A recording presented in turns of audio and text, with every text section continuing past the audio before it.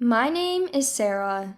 I'm 25 years old and work for a local company. I just got married this year and live with my husband Bobby, who's the same age as me. We were colleagues at the same company, an office romance that blossomed into marriage. Bobby has always shared a lot about his family, and he is very family-oriented. When I heard this, I felt he was a very kind person. Perhaps because he values the home so much, Bobby is very proficient in all household chores. Since we will continue to work in the future, I am grateful for Bobby's high level of domestic skills. One day, when we went to meet Bobby's family in preparation for our marriage, only my mother-in-law was there. It turned out Bobby's father had passed away a few years ago. Bobby had been living alone after his father's death, but moves back home to live with his mother. She isn't old enough to receive Social Security benefits yet. Having been a stay-at-home mom all her life, she's surviving on the savings left by Bobby's father, but that's going to run out at some point.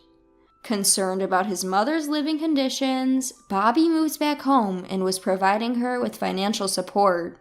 That's why she seemed anxious about Bobby leaving home after our marriage. Although Bobby and his mom wanted me to live with them, I wasn't really enthusiastic about the idea. That's because all the acquaintances I knew who had lived with their in-laws didn't have successful marriages. Living in someone else's home, even if it's Bobby's family's home, might be stressful. I wanted to avoid that, so I was against living together at this point. When I gently declined the offer to live together, my mother-in-law seemed a bit down. Seeing that, I suggested renting an apartment near her home. That won't be so lonely. Seeing her look relieved, I felt a great sigh of relief. Bobby seemed satisfied too, thinking it'd be okay if he could continue to provide for his mother while living nearby. As for the money for his mother, it seemed to come from Bobby's salary, so I didn't intervene. Perhaps relieved, my mother-in-law seemed genuinely happy about our marriage. I can't believe my son is marrying such a beautiful woman. It's like a dream. That's very kind of you. You don't have to be modest, Sarah. You're a wonderful person. Her words were so direct, I couldn't help but blush. Thinking of her smiling face, I believed happy days were ahead. After we started living in the nearby apartment, my mother-in-law began to visit us often. She would arrive in time for when we returned from work, bringing takeout food with her. She'd come over for dinner 3 or 4 times a week, so we spent half the week eating dinner with her. Cooking after work can be quite tiring, so it was very appreciated to have meals already prepared. However, knowing she was struggling financially, I was a little worried about her frequently buying takeout for us. She said it was okay because she was also eating, but I still felt somewhat guilty. This situation with my mother-in-law lasted for about 6 months, but gradually I began to feel a sense of discomfort. Good evening, Sarah. Aren't you coming home a bit late? Do you think so? I'm working, so it's normal, I think. My mother-in-law gradually started to make prickly comments. Work is a good excuse, but you're a wife, right? Don't you ever think that you need to work a little harder on the household chores? She seemed annoyed that I was coming home at the same time or later than my husband. I manage because I'm the one who brings home the dinner, but you don't seem to cook much. Are you making proper meals for my son? I usually do. Depending on when we get home, there are days when my husband cooks too. That's how we share the chores. You have my son making the meals? What the hell? She reacted dramatically, and I was surprised by her vehemence. My husband has no complaints about sharing the housework. It's not practical for me to be the only one doing it. My wry smile and response seemed to rub her the wrong way, and she turned sour. Don't laugh it off. As a wife, you have to be more proactive in doing the household chores. Although my mother-in-law continued to deliver deli food to our house, I wondered if she was doing her own housework, but I didn't voice my suspicions. "I've been delivering dinner to your place for half a year now, but you don't do anything for us." I appreciated her bringing us food, but I never asked for it. Besides, she eats what she brings over to our place. She doesn't wash the dishes we use, I do that, so she must have some leisure too. I thought she was being kind by doing this, but that wasn't the case. She was trying to find a reason to have me do the housework at her place. But I didn't actually ask for it. "Don't repay kindness with ingratitude. Instead of saying unnecessary things, help out with our housework a little." I have a job, so that's quite difficult. "You're so arrogant, even though my son earns more. Don't get carried away just because you're working." My mother-in-law probably doesn't know about my husband's income. Of course, I haven't even told my husband about my income, so she wouldn't know about it either. She was assuming from old thoughts that the man must be earning more. I was astounded by her outdated way of thinking and didn't even feel like arguing. At that moment, my husband came home. "I'm home. Mom, you're here." "Oh, Bobby, I brought dinner again today, but I'm going home now." "You're leaving today? I always feel bad for having you bring us deli food. Thanks. Oh, and here's the money for this month." "It's okay. Thanks for the money. Well then, see you later, Sarah." "Yeah, see you." With that, my mother-in-law left, wearing an insufferably sarcastic smile. To make matters worse, she never speaks ill of me in front of my husband, Bobby. It would be easier to explain the situation if she did the same in front of him, but she doesn't. She always played the good mother in Bobby's presence. Despite thinking that Bobby might not understand my mother-in-law's true nature, I reported what she has been saying to me. Can we talk?" What's up?" "Your mom has been quite harsh on me lately. Today again, she told me to come over and do the housework." "Oh, really?" "I have my job and I'm tired every day, so when I said I couldn't, she got angry." Bobby didn't quite seem to get what I was saying. "Well, my mom just cares a lot about you, Sarah. Maybe she was just being a bit strict." With a carefree look, he continued, "She just wants you to be a good wife for me, Sarah. You should be grateful." Even after explaining what was being said to me, Bobby didn't understand. Far from it, he started to argue that his mother was right. He affirmed his mother's actions and didn't take my concerns seriously. Feeling that further discussion was futile, I decided not to bring up my mother-in-law anymore. "Hey, Sarah, is this apartment owned by your parents?" My mother-in-law, who had come over to our house as if it were the norm, suddenly said this. With Bobby out shopping, she started whispering, which made me uneasy. In reality, we were living in an apartment owned by my parents, but I had never mentioned that to my mother-in-law. "Yes, but how did you know that?" "I heard it from my son. You own other apartments too?" I sighed deeply, hoping my mother-in-law wouldn't notice. I didn't want her to know, but it seems like Bobby had told her without thinking.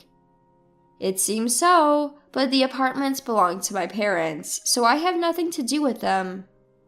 "That can't be. By the way, your parents must have a decent passive income, right?" Judging from the way my mother-in-law was talking, I had a bad feeling. "I'm not really sure about that. I have nothing to do with the apartment business." My mother-in-law seemed irritated that I wasn't engaging with her properly. Even after Bobby came home, she continued to wear a disgruntled expression. "Mom, what's wrong?" "Sarah's parents, they own several apartments, right? I didn't know they had so much wealth." "Sarah, were you hiding this from my mom?" Bobby, too, started to blame me with this expression. "Hide what? It's not even my money. It's my parents' money we're talking about." Right. Sarah, you said you couldn't help with house chores, right? You don't have to help, but could you increase the amount you send home instead? What? I mean, you're not even paying rent, and your parents have money. A little bit more won't hurt. I was shocked by my mother-in-law's selfish words. I pay my rent diligently, and I don't get any particular assistance from my parents. Yet here she is, trying to leech off my parents' money. My husband, hearing his mother's words, nodded in agreement. That's true. It's not right to hog all the money, including that of our parents. Sarah, let's ask your parents to send us money. My son, I knew you'd understand. So, how much do we need? Well, just a little bit is fine. How about $2,500? $2,500? My husband and mother-in-law didn't stop their outrageous conversation. At this rate, they might contact my parents and force them into sending money. To prevent this, I vehemently refused. I've told you time and again, I cannot send my parents money. As I raised my voice, my mother-in-law clicked her tongue. You have such a bad attitude for a daughter-in-law. With that, she left the house.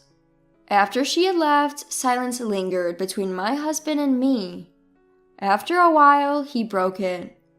Sarah, don't you think that was a bit harsh towards my mother? Instead of defending me, my husband sided with his mother. Why are you saying this too? It's impossible to think of paying such a large amount every month, right? Depending on my parents' money, the one in the wrong is your mother. Even as I said this, all my husband did was sigh. Try to consider my mom's feelings a little. Anyway, I'm going to bed. With that, he promptly went to bed. After that, my mother-in-law did not visit our house. She probably didn't want to see my face. Instead, she started calling often. The calls were always about sending money. You talked to your parents about sending money, right? I haven't. Why haven't you? You're such a useless daughter-in-law. If you don't want to send money anymore, I'll get you divorced. Such calls continued daily, and I was feeling down. I reached my limit and decided to talk to my husband. Bobby, I'm getting daily calls from your mother. She keeps insisting on sending money, and she even mentioned divorce. I assumed that he wouldn't choose to divorce me over something like this. But my predictions were completely wrong. For heaven's sake, just give her some money. You're being too harsh on Mom. I can't love someone who can't appreciate my mom. Excuse me? Bobby's response was the polar opposite of what I thought. His words made me come to my senses. I can't love someone who would defend his mother's greedy opinions over his wife. I completely lost all feelings for my husband, who sided with his mother till the end and arranged for a meeting with my mother-in-law. Oh, Sarah dear, calling me over to your house. Is there some good news you want to share? My mother-in-law was beaming, certain that I had decided to give her money. Well, it might be good news for you. I said that and showed her the filled-out divorce papers. I really don't want to send you money, so I'm getting a divorce, just as you said. Bobby said he can't love me anymore, so it's okay, right?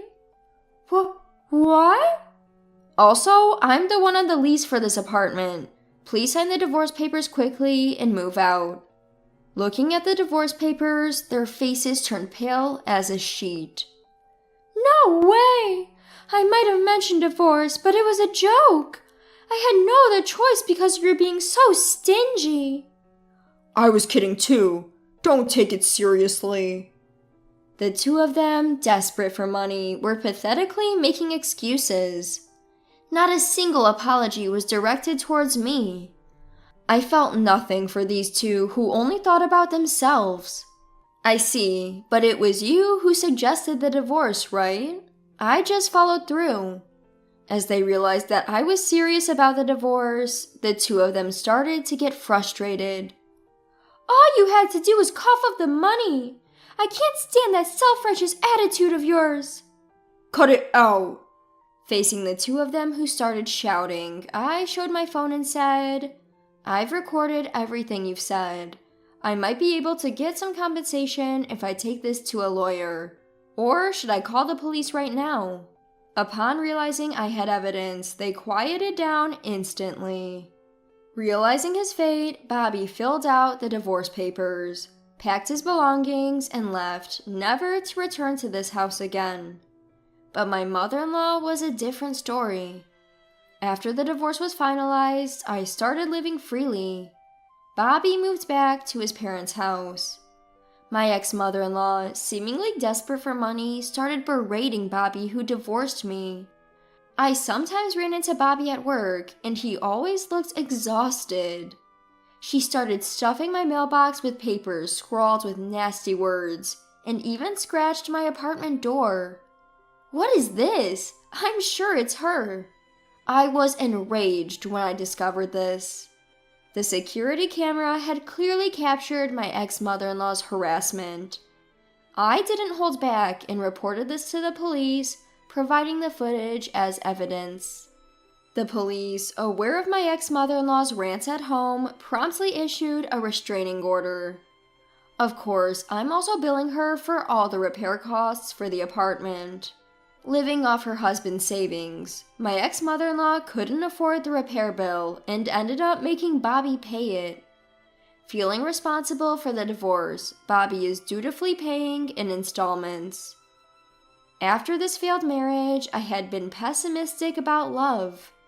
However, 2 years after my divorce, I found a new partner.